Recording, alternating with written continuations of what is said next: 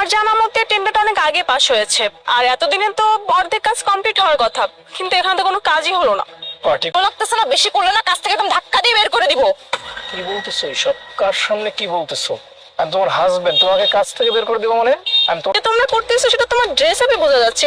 একটা অফিসিয়াল কাজে একটা অফিসিয়াল ড্রেস পরা উচিত, আর তুমি যেসব ড্রেস আপ পরে আছো তাতে আমার বোঝা বাকি নাই। এই টাকা কিসে খরচ করব না করব সেটা আমার ব্যাপার, আপনি বলার কে? আপনি এখন আমার ড্রেস আপ নিয়ে কথা বলছেন তাই না? আপনার কোনো যোগ্যতা আছে আমার ড্রেস আপ নিয়ে কথা বলার? আচ্ছা, কথা বলতেছেন আমার ড্রেস আপ নিয়ে তাই না?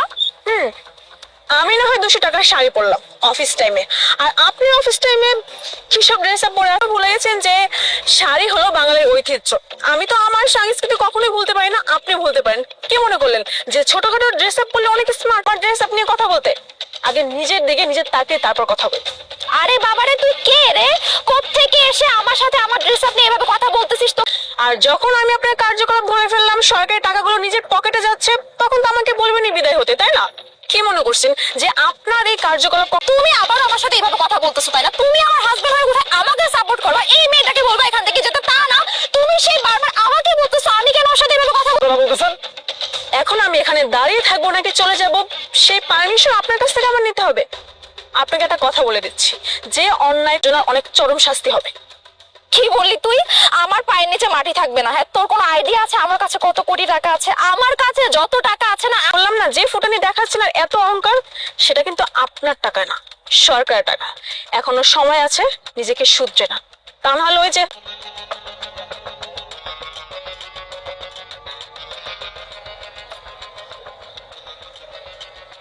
হ্যালো, ফোন দিয়ে তোমাকে ফোন করছে। আচ্ছা আসো, থ্যাংক ইউ। শোনো, আচরণ করবা তুই তো করে করবা, বুঝছো? আমি তোমাকে সাহায্য করি কারণ তুমি আমার স্ত্রী। তুমি যেসব কাজ নিজে হ্যান্ডেল করতে না পারো, আমি সেসব কাজে তোমাকে সহযোগিতা করি। তার মানে এই না তুমি।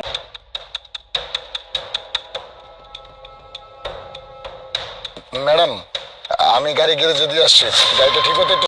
নদী ম্যাডাম, আপনি কি বলছেন এসব? আপনি কাকে ছোট লোক ফকিনি বলছেন? আপনি ম্যাডামকে চিনেন না? উনি তো হচ্ছে আমাদের এলাকার ম্যাজিস্ট্রেট ম্যাডাম। আর আপনি যে টেন্ডারের কাজটা করতেছেন ওই টেন্ডার পরিচয় দেননি যে আপনি হচ্ছে আমাদের ম্যাজিস্ট্রেট ম্যাডাম। কি বললেন যে শুরু থেকে আমি আমার পরিচয় আপনাকে কেন দিলাম না? সেই স্কোপটা আমাকে দিয়েছেন, দেননি তো। আমরা জানতামই না যে আপনার পরিচয় কিনা। আমি যদি জানতাম। ক্ষমা করব, তা আবার আপনার মতো লোককে? আমি তো আসার পর দেখতেছিলাম যে কাজের কি অবস্থা, কিন্তু এই টাকা তো আপনাকে দিতেই হবে আর শাস্তিও পেতে হবে। ম্যাম ম্যাম প্লিজ আপনি আমাকে ক্ষমা করে দিন ম্যাম। চুপ করুন, আপনাকে আমি ক্ষমা করব না। টাকার হিসাব আপনার অফিসে গিয়ে দিতে হবে। শুধু এটাই না, আপনার যে লাইসেন্স আছে সেটাও বাতিল করে দেব। তুই কেন আসতেছিস? হ্যাঁ, তুই সামনে একটা কামলা, দূরে থেকে কথা বল। ওয়েট, আমার নাম কি করে জানলি তুই? তুই আমাকে চিনতে পারতেছিস না? ফ্রেন্ড ছিলাম, বাট এখন তো আমার ফ্রেন্ড না। এখন ফ্রেন্ড হবো বা কি করে? তোর মতো একটা কামলা, সে নাকি হবে আমার ফ্রেন্ড? কলেজের সময় একটু রয়ে শুয়ে কথা বলিস, কারণ তুই একটা কামলা। তোর সাথে না সবাই না কথা বলতে চায় না, ঠিক আছে? আমি আসলে কথা বলতাম না, বাধ্য হয়ে বলছি। তারপর হচ্ছে গামছা, কামলারাই তো এগুলা বহন করে তাই না? তুই কি ভাবছিস তুই অফিসের বস? অবশ্য তোর স্বপ্ন দেখতে যে তুই এখন ঠিকই অনেক বড় একটা অফিসের সামনে আছিস, বাট কামলা হিসেবে। তাই বলছি কি, প্লিজ একটু রয়ে শুয়ে কথা বল। আর আমি তুই বারবার আমার সাথে এইভাবে কথা বলতেছিস কেন? তুই আবার এইভাবে অপমান করতেছিস কেন? তুই কি জানিস আমি কামলা নাকি? হ্যাঁ, তুই না জেনে শুনে বারবার আমাকে অপমান করতেছিস। বললে আবার হয়তো তোর একটু ভালো লাগতে পারে। শোন, আমি এই কোম্পানি মানে চৌধুরী গ্রুপ অফ ইন্ডাস্ট্রি আজকে এখানে ইন্টারভিউ দিতে আসে। তুই তো অনেক বলছিলি কত কি করবি, কিছুই করতে পারলি, অথচ আমাকে দেখ আজকে আমি এত বড় একটা কোম্পানির ম্যানেজার হয়ে যাবে। আচ্ছা শোন রিদা, একটা কথা বলি, একসাথে পড়ছিলাম বলে কথা। ও মাই গড, তুই এখানে আজকে ইন্টারভিউ দিতে আসছিস? বাহ, খুব ভালো তো।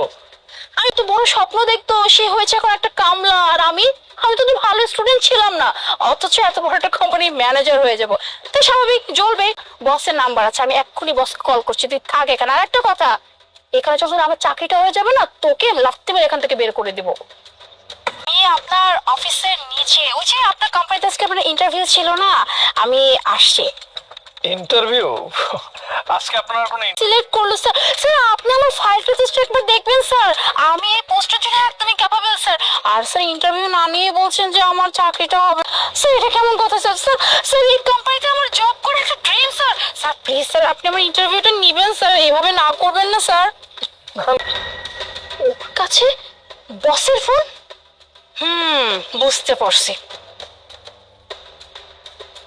ওটা নিচে নেমে গেলি, হ্যাঁ তুই শেষ পর্যন্ত বসের ফোন নিয়ে তুই আমার সাথে এভাবে কথা বললি। স্যার আপনি এখানে আর এসব কি? আপনি কাকে কাকে স্যার বলতেছেন?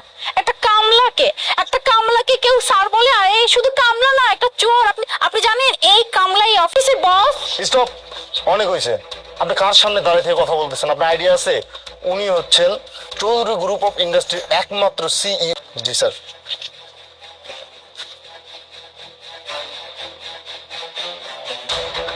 ইয়ে মানে ওকে আচ্ছা সরি সরি স্যার। স্যার মানে আমি না আপনাকে চিনতে পারিনি, এটা আমার একটা ড্রিম কোম্পানি স্যার, প্লিজ। চাকরি, তাও আবার তোকে, কিভাবে সম্ভব? শোন, তুই যখন আমার কোম্পানিতে খুশি মনে তোকে চাকরি দিয়ে দিতাম, কিন্তু তারপরে যে তোর রূপ দেখলাম, এই রূপ দেখে আমি কখনো এই ভুল সিদ্ধান্ত নিতে পারি না। কারণ যার কাছে স্টাফ আছে তাদের রক্ত মাখা পরিশ্রমে এই কোম্পানি দাঁড়িয়ে আছে। তোর মতো মানুষ যদি আমার কোম্পানিতে জয়েন করে, তাহলে তুই আমার যে এমপ্লয়ি আছে তাদের কাছে এসে চাকরি করে আমার কোম্পানিকেই ধ্বংস করে দেবে। সেটা আমি বেঁচে থাকতে কখনোই হবে না। সো প্লিজ তুই এখান থেকে চলে যা, আর কখনো কোথাও